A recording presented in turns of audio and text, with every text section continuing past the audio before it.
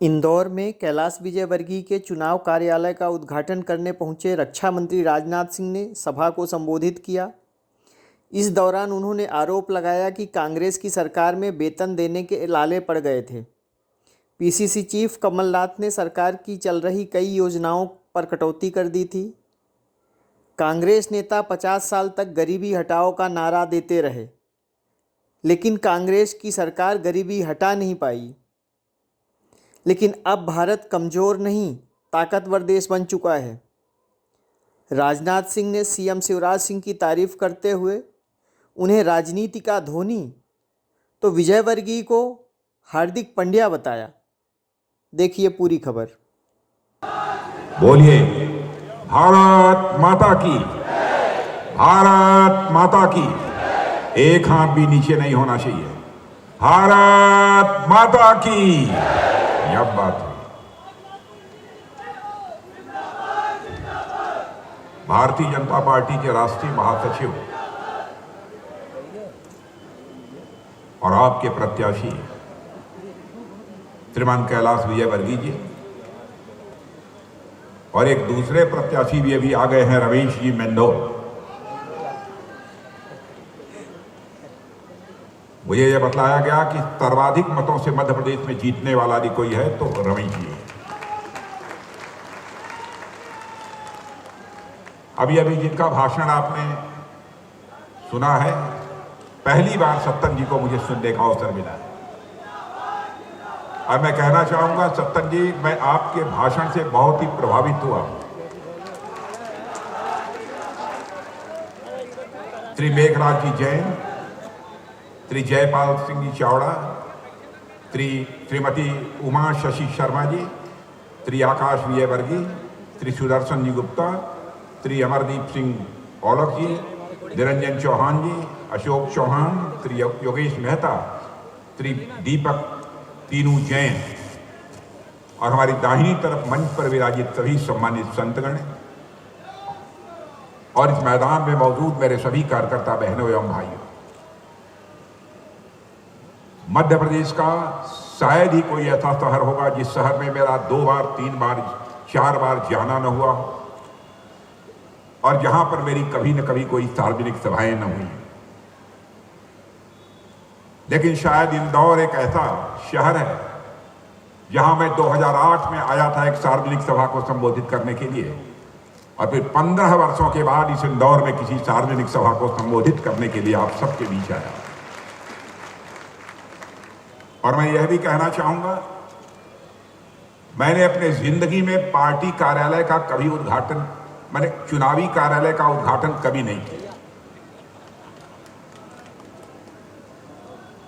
सारे देश भर में 2-2 बार पार्टी का राष्ट्रीय अध्यक्ष होने के नाते प्रादेशिक कार्यालयों का, क्षेत्रीय कार्यालयों का तो उद्घाटन किया है, लेकिन चुनावी कार्यालय का उद्घाटन नहीं किया।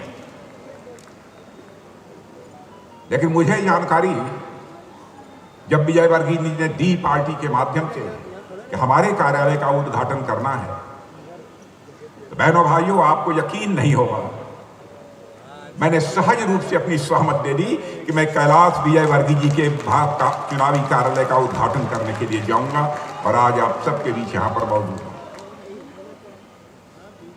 कैलाश विजयवर्गीय जी को आप मुझसे अच्छी तरह जानते हैं। इतनी बात मैं दावे के साथ कह सकता हूं, चाहे और जो भी कहना हो कह लें, लेकिन हमारे कैलाश विजयवर्गीय की विश्वसनीयता के ऊपर कोई मां का लाल उंगली उठाकर आरोप नहीं लगा सकता। इस इंदौर शहर का जहां तक प्रश्न है, स्वच्छता की दृष्टि से इंदौर पूरे हिंदुस्तान में नंबर 1 माना जाता है और यहां के लोग रहन सहन, खान पान के मामले में पूरे भारत में जाने जाते हैं। यह इंदौर की विशेषता है। और खान पान का जहां तक सवाल है, मैं एयरपोर्ट पर उतरते ही कैलाश जी से यह पूछा, यह बताइए यहां के लोग पोहा और जिलेबी खाते हैं कि नहीं? तो उन्होंने कहा साहब अब भी पोहा जिलेबी खाते हैं।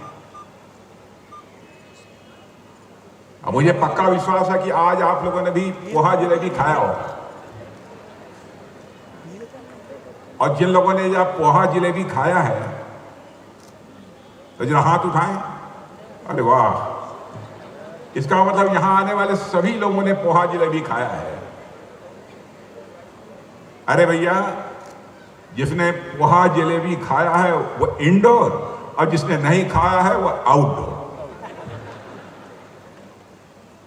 मध्य प्रदेश का पार्टी की दृष्टि से बहुत ही एक ऐतिहासिक महत्व है। जब भी मैं मध्य प्रदेश की धरती पर मैं कदम रखता हूं, स्वाभाविक रूप से स्वर्गीय कुशाभाऊ जी ठाकरे, प्यारेलाल जी खंडेलवाल, पटवा जी और आदरणीय अटल बिहारी वाजपेयी जी की याद आती है। अपना जिस्म का पसीना बहाकर उन्होंने पार्टी को मध्य प्रदेश में यह ऊंचाई दी है। मध्य प्रदेश का जहां तक प्रश्न है, मध्य प्रदेश को हिंदुस्तान का दिल कहा जाता है।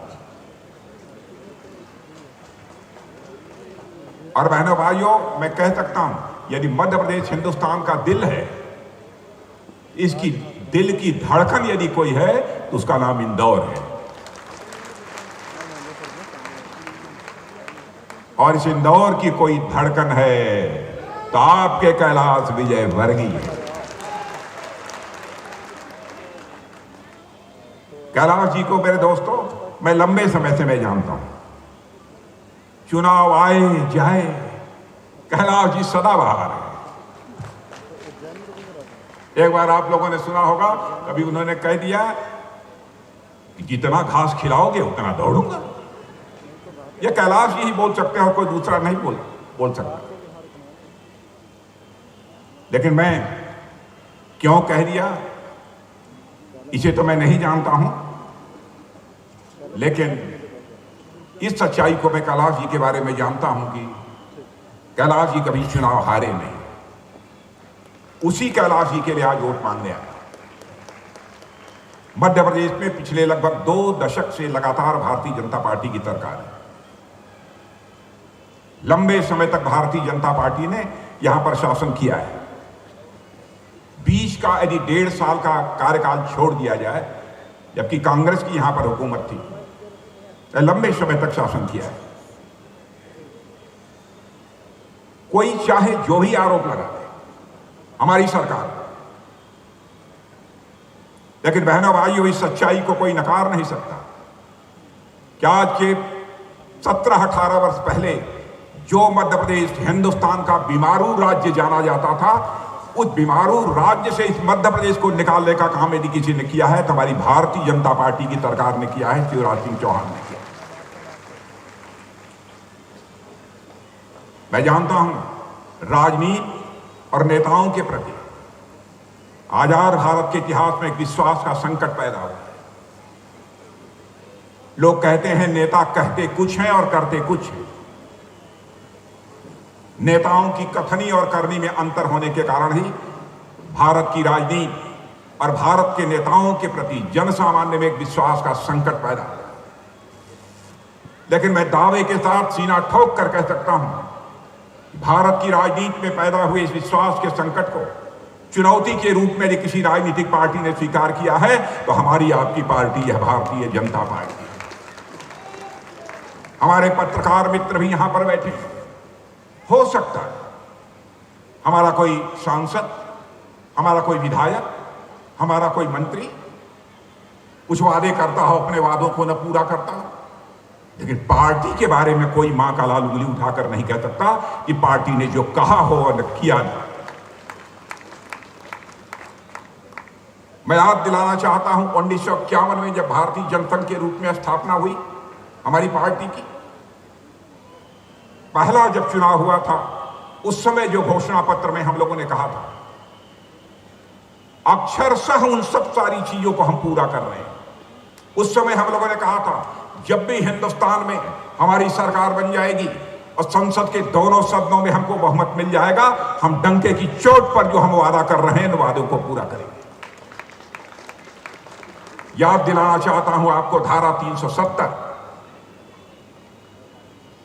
कहा था हम लोगों ने। लोग कहते थे जब भी चुनाव आता है ये भाजपा वाले जनसंघ के लोग जनता की आंखों में धूल झोंकते हैं, कहते हैं हम आएंगे धारा 370 समाप्त करेंगे। जम्मू कश्मीर को जो विशेष दर्जा मिला हुआ है वह समाप्त हो जाएगा। लेकिन आपने देखा जो कहा था, संसद के दोनों सदनों में बहुमत मिलने के साथ ही बहनों भाइयों चुटकी बजाकर हमने धारा 370 को समाप्त कर दिया और जम्मू कश्मीर का भी आज वही दर्जा है जो हिंदुस्तान के अन्य राज्यों का दर्जा है। मैं यह भी याद दिलाना चाहता हूं, हम लोगों ने कहा था कि नागरिकता कानून बनाएंगे। आपने देखा अपनी सरकार बनते ही संसद में नागरिकता कानून को भी हम लोगों ने पास कर दिया। जो भी वादे किए थे उस हर वादे को हम लोगों ने पूरा किया। यह कोई नहीं कह सकता। मैं याद दिलाना चाहता हूं 1984 से लगातार हम कहते आ रहे हैं हमारी सरकार बनेगी तो अयोध्या की धरती पर भव्य राम का मंदिर बनने से हमें दुनिया की कोई ताकत रोक नहीं सकती। जाकर देखिए अयोध्या में भव्य राम का मंदिर अपनी पूर्णता की ओर पहुंच रहा है। और बहनों भाइयों, आइए 22 जनवरी को वहां भगवान रामलला की प्राण प्रतिष्ठा होगी। आइए, आपको भी मैं आमंत्रित करता हूं अयोध्या में।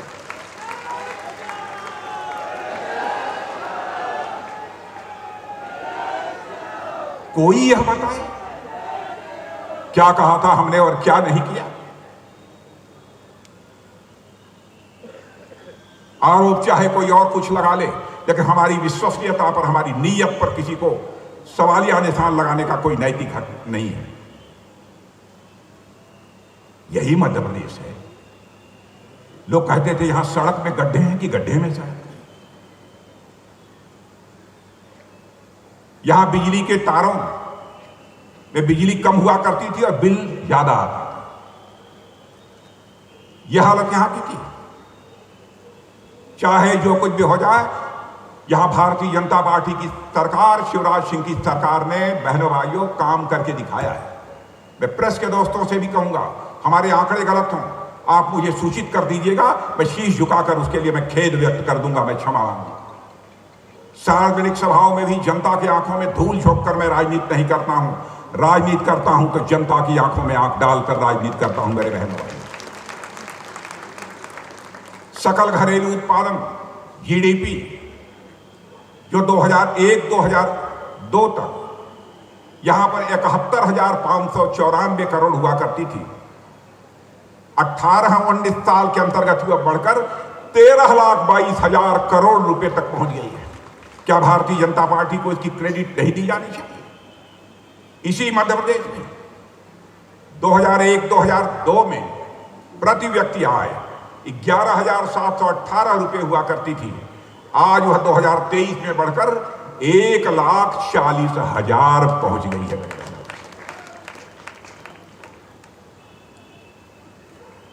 मध्य प्रदेश आगे बढ़ रहा है और भारत भी आगे बढ़ रहा है।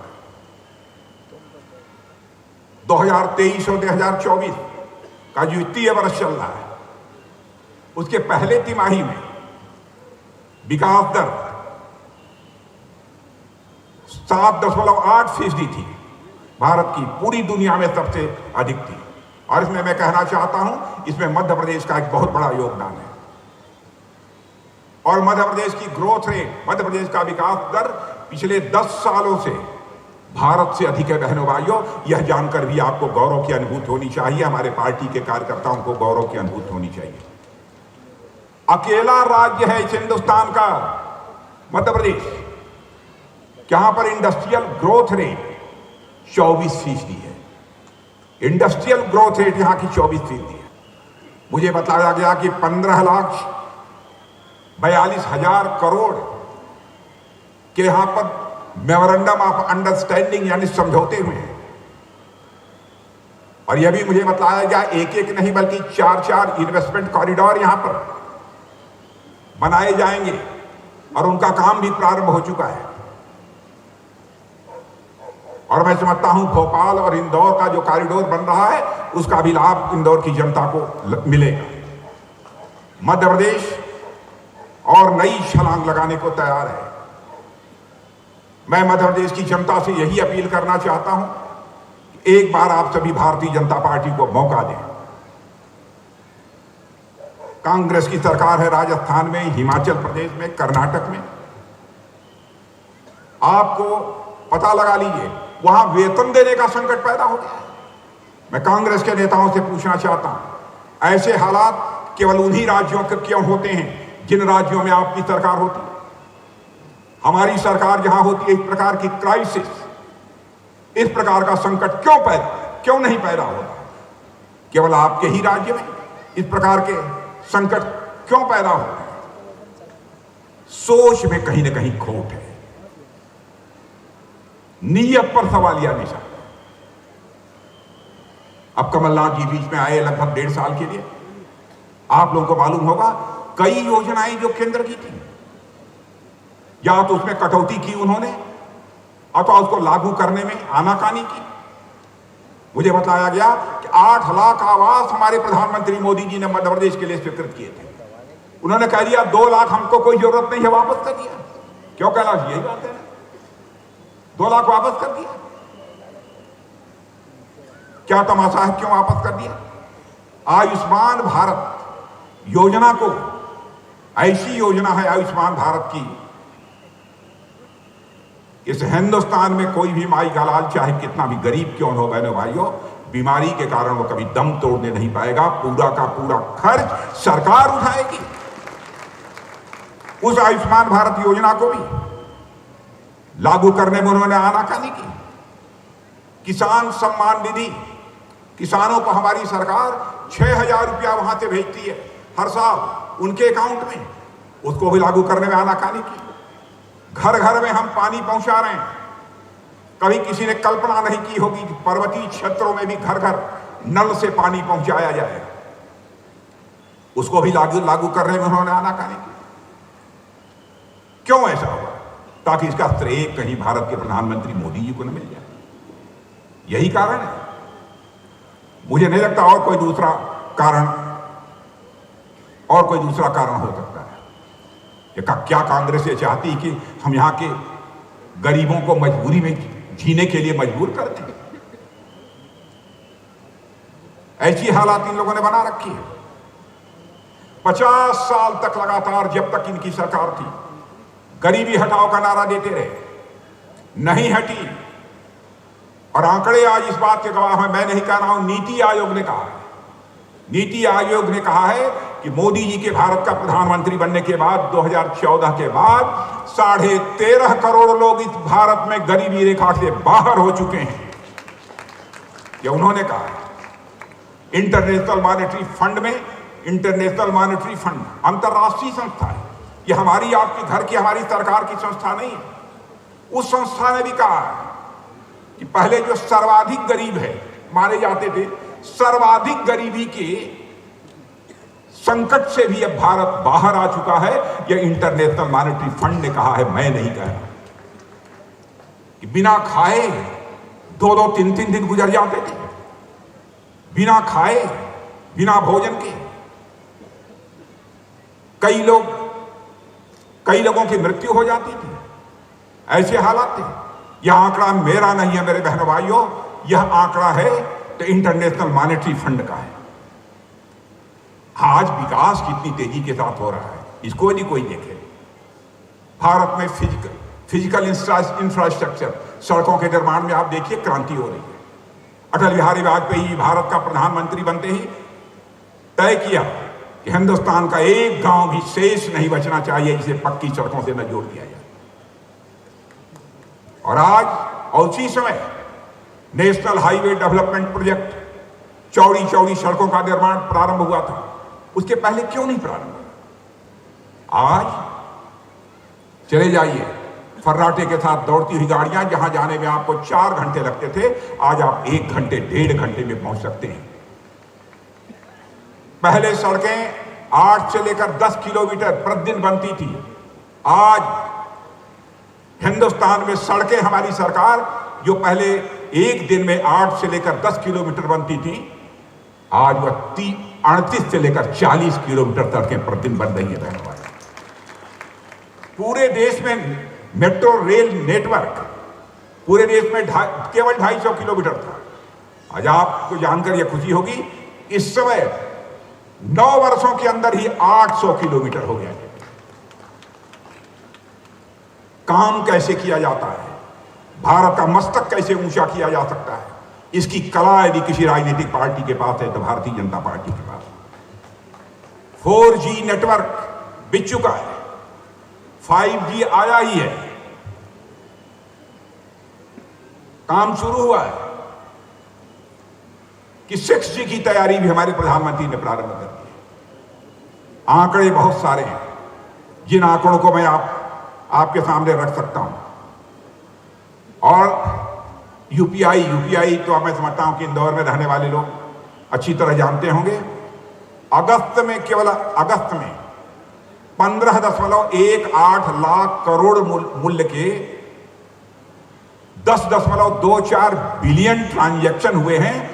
भारत में ही नहीं, सारी दुनिया में एक रिकॉर्ड कायम हुआ है बहनों भाइयों, यह है भारत। टेक्नोलॉजी में भी हम तेजी के साथ आगे बढ़ रहे हैं। हमारी मध्य प्रदेश की सरकार ने, हमारे यहाँ के मुख्यमंत्री ने तो कमाल किया है। लाडली बहना योजना के अंतर्गत 1250 रुपया प्रतिमाह लोगों को देने का फैसला किया है। महिलाओं की सुरक्षा की दृष्टि से भी कुछ कदम उठाए हैं। और एक बात और मैं विश्वसनीयता की मैं कहना चाहता हूं, जो सरकार आती थी कहती थी विधानसभा में, लोकसभा में महिलाओं को आरक्षण दिया जाना चाहिए। कांग्रेस ने भी कहा था। मैं पूछना चाहता हूं, कांग्रेस को बराबर 50 वर्षों तक भारत की संसद में स्पष्ट बहुमत हासिल था, क्यों नहीं आपने पूरा किया? लेकिन 56 इंच सीने का प्रधानमंत्री आते ही आपने देखा कि 33% महिलाओं को आरक्षण उसने विधानसभा और लोकसभा में मुहैया करा दिया। यह होती है विश्वसनीयता। और बहनों भाइयों, भारत अब कमजोर भारत नहीं रहा है। देश का रक्षा मंत्री होने के नाते मैं कह रहा हूं, भारत कमजोर भारत नहीं रहा है। भारत अब दुनिया का ताकतवर देश बन चुका है।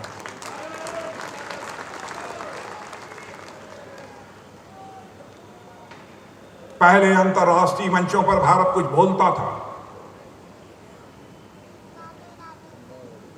तो दुनिया भारत की बातों को गंभीरतापूर्वक सुनती नहीं,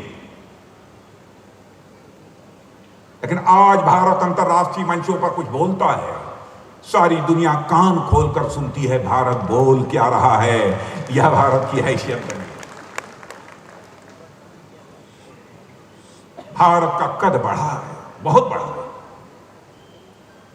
रक्षा मंत्री होने के नाते दुनिया की अधिकांश देशों में मेरा जाना होता है, महीने में जरूर एक अखबार में चला ही जाता हूं। अमेरिका दुनिया का सबसे ताकतवर देश माना जाता है। बहनों भाइयों, उसके पहले भी मंत्री जाते थे, अब मंत्री जाते हैं। कोई पूछे कितना स्वागत होता है, कितनी तरजीह मिलती है। अब तो अमेरिका के राष्ट्रपति बाइडेन में भी भारत की बढ़ती हुई ताकत को स्वीकार करते हैं, भारत की सराहना करते हैं। क्या एक छोटी बात है? आपने देखा कि G20 का सम्मेलन हुआ था, अमेरिका भी था, चीन भी था, रूस भी था। जो काम कभी नहीं हुआ वो हो गया। न्यू दिल्ली डिक्लेरेशन सर्वसम्मत पारित हो गया। बहनों भाइयों, जो हमारे प्रधानमंत्री मोदी जी ने पेश किया था, दुनिया के एक देश ने उसका विरोध नहीं किया। क्या इससे हमको और आपको गौरव की अनुभूति नहीं होनी चाहिए? क्या कांग्रेस के लोगों को गौरव की अनुभूति नहीं होनी चाहिए? मैं कांग्रेस के दोस्तों से कहना चाहता हूं, राजनीति केवल अपना घर बनाने के लिए नहीं की जाती है। राजनीति की जाती है तो देश बनाने के लिए की जाती है, राष्ट्र बनाने के लिए की जाती है।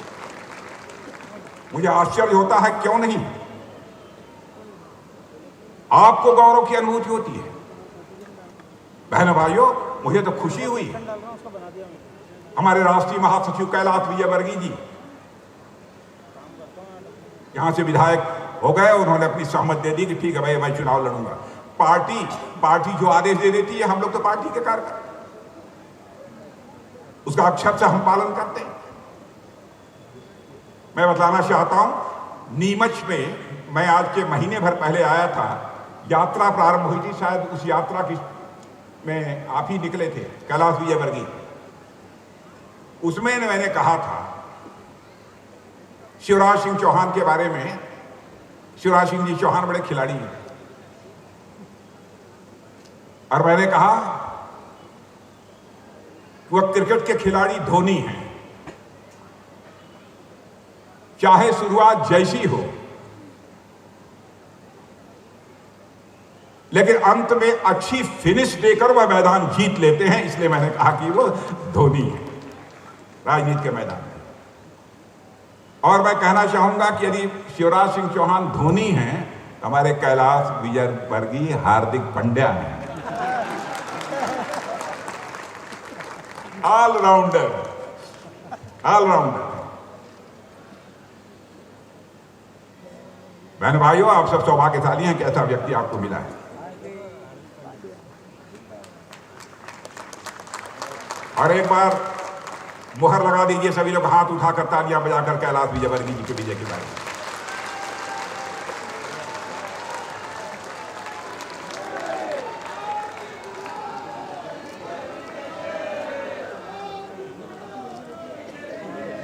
बहनों भाइयों, आतंकवाद, क्योंकि रक्षा मंत्री हूं, आतंकवाद की बात करूंगा। इसके पहले गृह मंत्री रहा हूं, तब भी आतंकवाद की चुनौती को स्वीकार किया था। इसकी चर्चा जरूर करूंगा। जानते हैं भारत में आतंकवादी आते थे, मारकर चले जाते थे, जय श्री राम, कुछ भी। हमारी सरकार बनने के बाद आपने देखा उरी पुलवामा में जो घटना हुई है, कान खोल कर सुनो बहनों भाइयों, उरी पुलवामा में जब घटना हुई, चूंकि मैं भारत का गृह मंत्री था, प्रधानमंत्री जी ने हम एक दो लोगों को बुलाया, एक आका और आप सब बैठे थे। यह हुआ कि इस बार शांत नहीं रहना है हम लोग। प्रधानमंत्री ने 10 मिनट के अंदर फैसला कर लिया और उसके बाद आपने देखा कि हमारे सेना के जवानों ने भारत की धरती से नहीं, पाकिस्तान की धरती पर जाकर आतंकवादियों का सफाया करने में कामयाबी हासिल की। यह है हमारा भारत।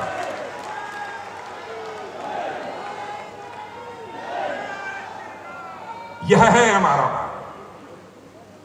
फिर भी गौरव की अनुभूति क्यों नहीं होती है कांग्रेस के लोगों को? अरे बहनों भाइयों, धरती की बात छोड़ो, चंद्रमा पर जा रहे हैं, सूर्य पर जा रहे हैं, लॉन्चिंग हो रही है, मंगलयान पर जा रहे हैं, लॉन्चिंग ही नहीं हो रही है, लैंडिंग भी हो रही है।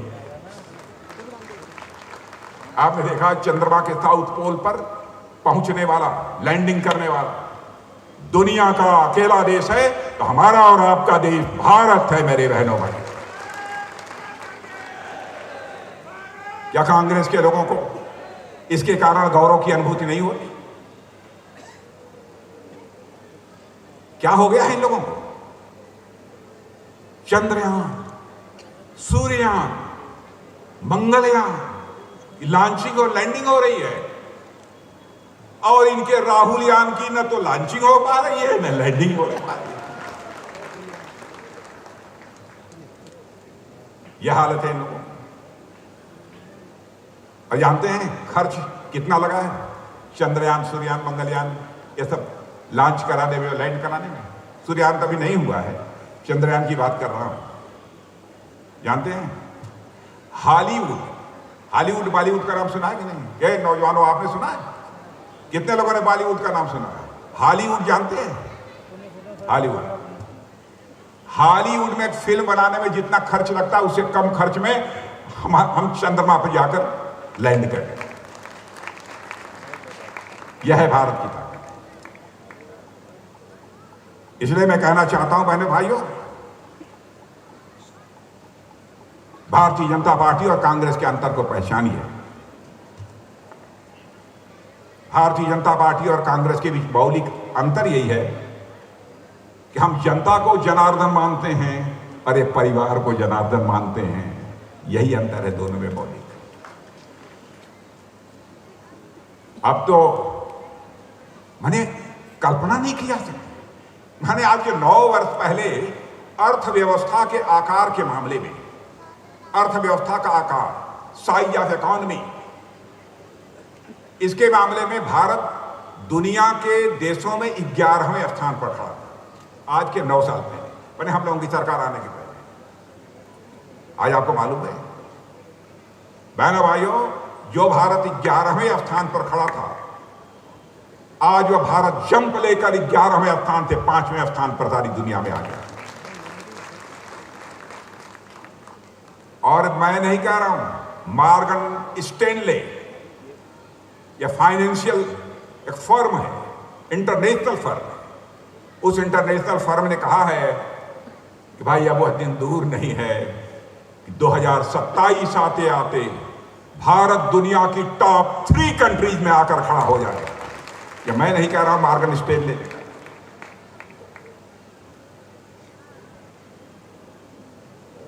और सुन लेना आप मेरी बात,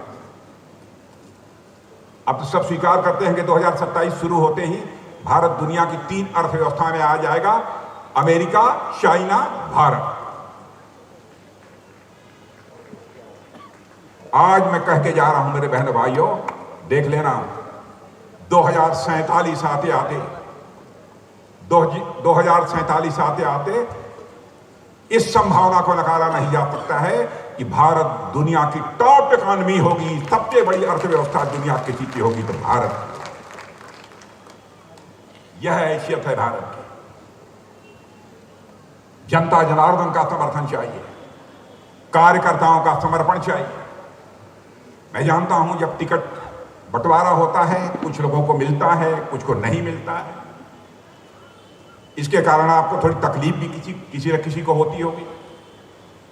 लेकिन एक बात सभी कार्यकर्ताओं को ध्यान में रखना चाहिए कि हम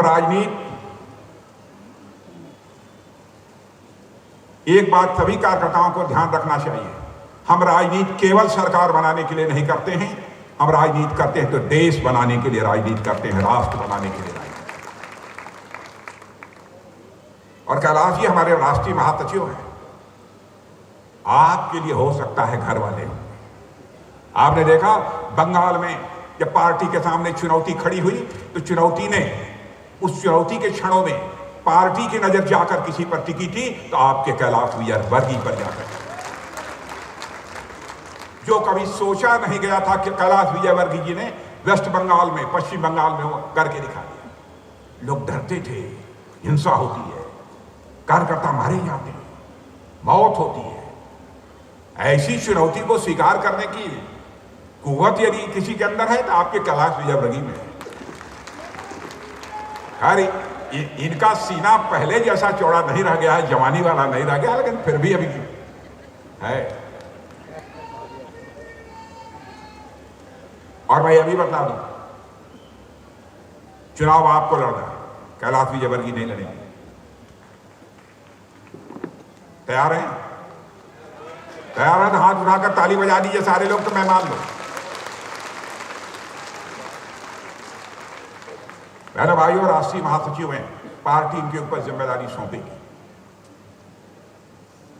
इनको जाना पड़ेगा, अपने चुनाव परिणाम की बिल्कुल चिंता किए बिना जाना और जाते ही हैं। ये पार्टी के सिपाही हैं, मैं भी पार्टी का सिपाही हूं, 2 बार मैं पार्टी का राष्ट्रीय अध्यक्ष रह चुका हूं, फिर भी आज अपने को सिपाही मानता हूं, कार्यकर्ता अब भारतीय जनता पार्टी। यही भाव हर कार्यकर्ता के अंदर होना चाहिए। यह कार्यकर्ता का भाव न रहा होता तो मैं कैलाश विजयवर्गीय जी के इस कार्यालय का उद्घाटन करने के लिए न आया। और बहनों भाइयों, मैं अपील करना चाहता हूं, इस बार इंदौर की सारी सीटें डंके की चोट पर कमल का फूल ही का झंडा लहराना चाहिए, यह संकल्प करके जाओ। और इंदौर वासियों से भी अपील करता हूं, कहीं भी खोट नहीं लगनी चाहिए इस बार इंदौर में। जो भी वचन लेना हो हमारे जनप्रतिनिधियों से वचन ले लेना, और पार्टी का नेता होने के नाते मध्य प्रदेश में चाहे जो भी हो, जैसी भी सरकार बनेगी हमारी, बहनों भाई, उस वचन को पूरा कराने में मैं पूरी तरह से मदद करूंगा, आपको यकीन दिलाकर जाना चाहता हूं। तो मैं एक बार कैलाश विजयवर्गीय जी को जनता की तरफ से, आप सब की तरफ से विजय की हार्दिक शुभकामनाएं दे दूं। याद रखना, याद रखना, प्राण जाई पर वचन न जाई। पक्की बात। कैलाश विजयवर्गीय जी इन लोगों ने आशीर्वाद दे दिया। बहनों भाइयों, यदि आपने जिता दिया, अब बम्पर वोटों से जिता दिया। हमारे रमेश पेंदोल जी भी हैं, ये तो जीतेंगे, ये लिखा है जीतते ही हैं। लेकिन शेष सारे, उषा ठाकुर भी हैं और भी बहुत सारे हैं, सभी को जिता देना मेरे बहनों भाई। यदि सभी जीत गए तो मैं यकीन दिलाता हूं कैलाश जी, आपको वादा करना पड़ेगा, सारी सीटों पर इंदौर जीत गए, राजनाथ सिंह स्वयं दिल्ली से चलकर अपना शीश झुकाकर यहां के कार्यकर्ताओं का अभिनंदन करने के लिए आएंगे, यहां की जनता के प्रति आभार व्यक्त करने के लिए। मैं आपको यकीन दिलाता हूं। और बहनों भाइयों, जिंदगी में जो कहा है उसे मैं किया है। विश्वसनीयता का संकट भारत की राजनीति में कभी गहरा नहीं होने दूंगा। मैं यकीन लेकर जा रहा हूं कि आप लोग विजय दिलाएंगे। बोलिए भारत माता की।